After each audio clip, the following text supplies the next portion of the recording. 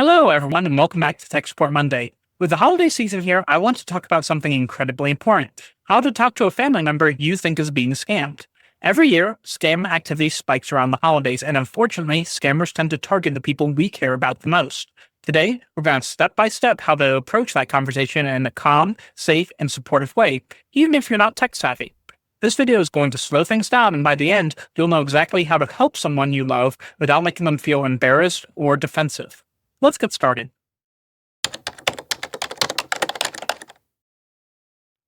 Before you even sit down with your loved one, it helps to understand why scams work so well and why smart, capable people fall for them every day. Scammers don't trick people with technology, they trick people with emotions like fear, urgency, love, embarrassment, and trust. They pretend to be banks, Amazon, Medicare, even grandchildren in trouble.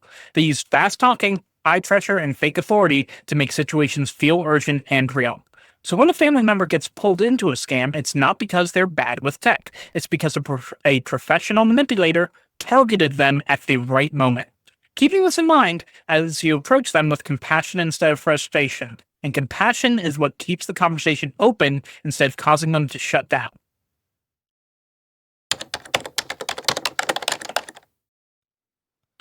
Before you talk to them, take a moment to prepare yourself. Keep your tone gentle, keep your emotions steady. If you come in sounding angry, disappointed, or accusatory, they'll immediately feel embarrassed, and embarrassment shuts the whole conversation down.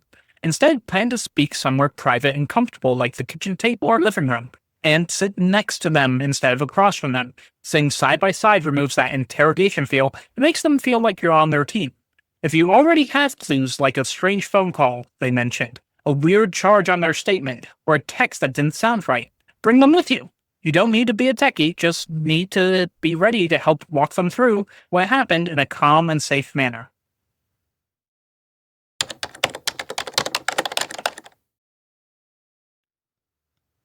When you're ready to talk with your loved one, the way you open the conversation can matter more than anything else. You don't want them to feel called out, you want them to feel supported.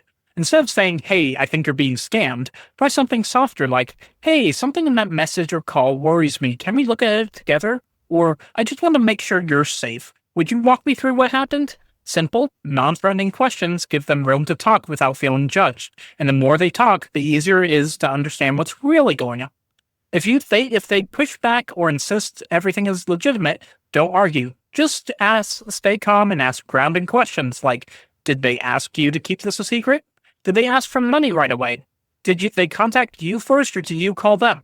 These questions can help them recognize the red flags on their own, which is almost always more effective than telling them directly.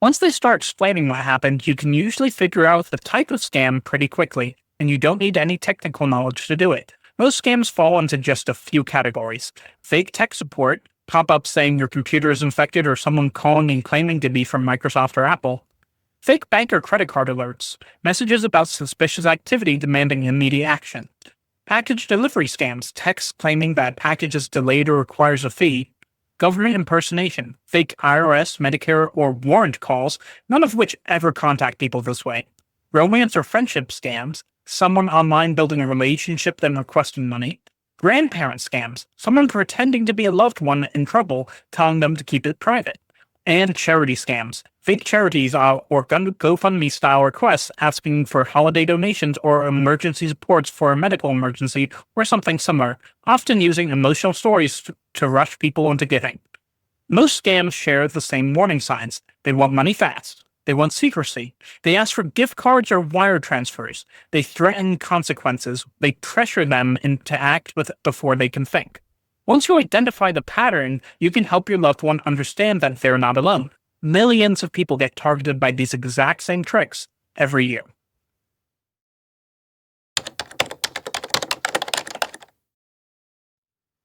If none of your personal information has already been given, your first job is to help them stay calm. The worst thing you can do is panic, because they're already probably embarrassed or scared. Next, help them contact their bank or credit card company immediately. You don't need any tech skills here. Just call the number on the back of their card or the customer support service for their bank's official website. Explain the situation simply. "I think we may have been targeted in a scam and need help securing the account."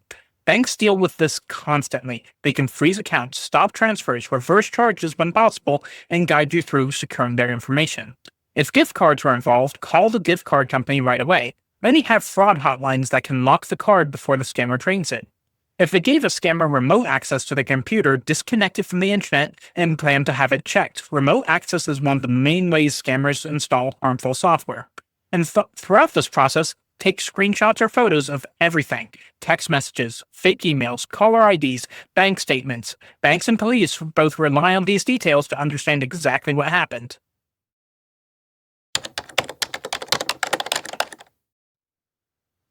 If the scam involved threats, impersonating government agencies, or someone demanding secrecy, that's when it's time to get law enforcement involved.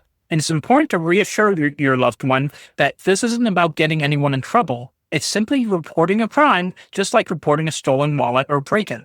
Start with the non emergency police number in your area. Explain calmly: my family member may have been targeted by a scam. We want to file a report. Police can document what happened, help stop further contact, and create an official record that banks often need to proceed with fraud claims.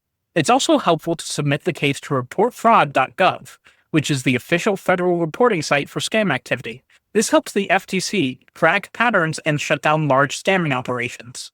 And remember, scammers rely on silence. Reporting the scam helps protect your family and other families too.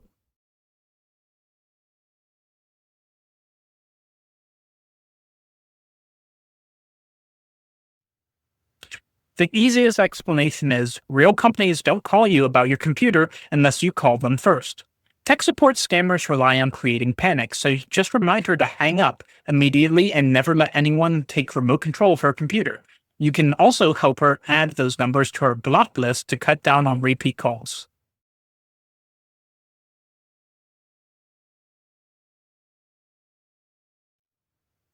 Banks handle scam situations every day. They don't judge, they don't blame people. The more details you have, the better they can use that to freeze accounts, reverse charges, and protect that information from future attempts. Assure your aunt that talking to the bank honestly is one of the strongest ways to stop a scammer from doing more damage.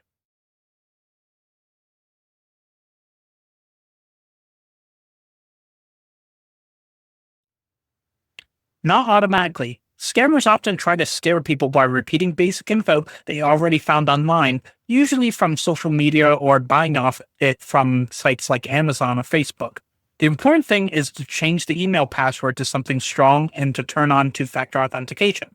That alone blocks the vast majority of unauthorized access attempts.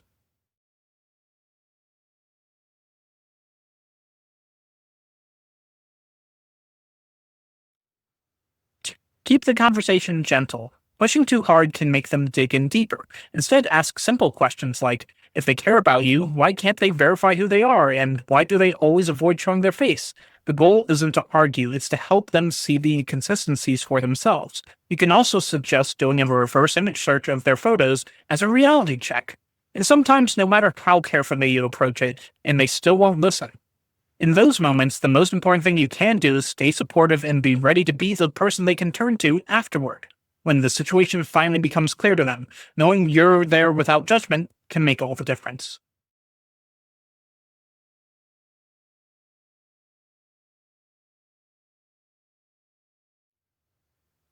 Yes, a great rule is if someone wants money now, it's a scam.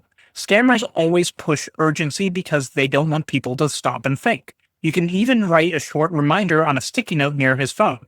No gift cards, no codes, no urgency.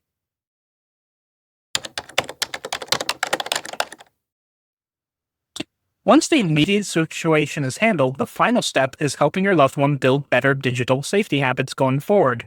This doesn't require any technical skill. Start by helping them change their important passwords, especially for email and banking. Enable two-factor authentication, which is basically a second lock on the account. Teach them to hang up on unexpected calls, ignore strange texts, and never share security codes sent to their phone. If they ever get messages asking for money, secrecy, remote access, or gift cards, tell them before you do anything, call me first. A simple rule like that can prevent the next scam before it even starts. And finally, share this knowledge with your whole family. The more people who know what to look out for, the safer everyone becomes. Thanks so much for watching today's Tech Monday. If you found this video helpful, don't forget to like, comment, and subscribe for more simple tech guidance every week. And drop any questions in the comments. I'll cover them in a future Tech Support Wednesday video. And if you ever need help making technology easier, visit us at 123mapwebsites.com. Stay safe, and I'll see you next time. Happy holidays!